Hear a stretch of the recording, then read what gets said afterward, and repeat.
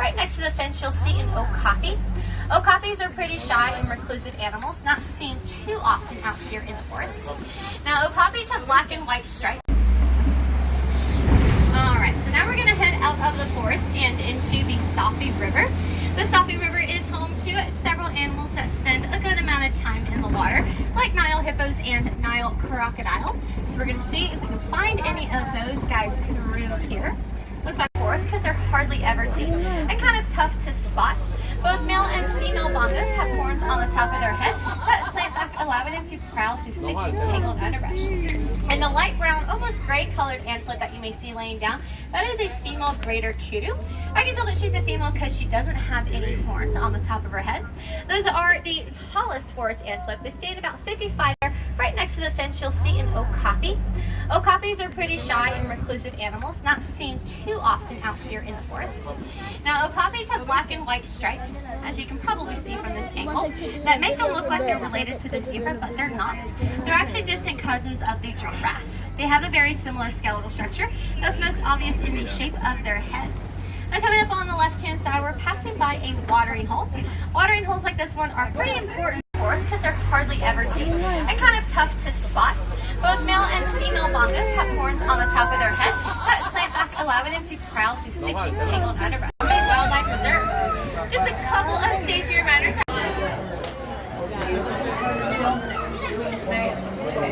The two contestants intertwine.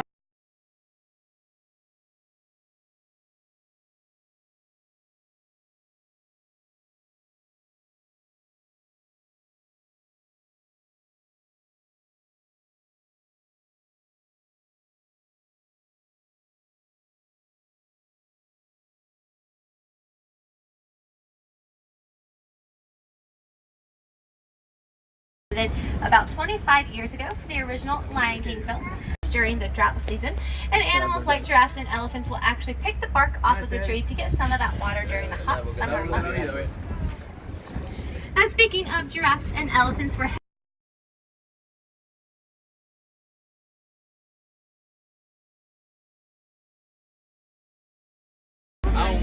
in just a second, on the left hand side, if you look over the bushes, underneath the rock formation is a small group of some African wild dogs laying down there. Now, they're also known as painted dogs because of their unique color markings in their coat.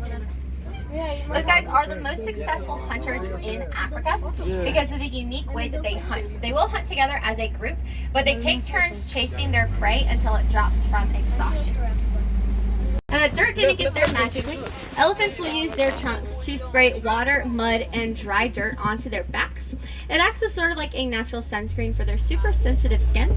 And then they'll also fan their ears just like that to cool themselves down, because the backside of their ears contain a whole bunch of the flamingo species. And they get this color from the brine shrimp that they eat. It's high in a protein called beta-carotene, which is responsible for producing that pink color that you see in their feathers. Without it, they would look strikingly different, because flamingos are actually gray when they're first born, but that diet helps lighten their feathers and turn them nice and pink.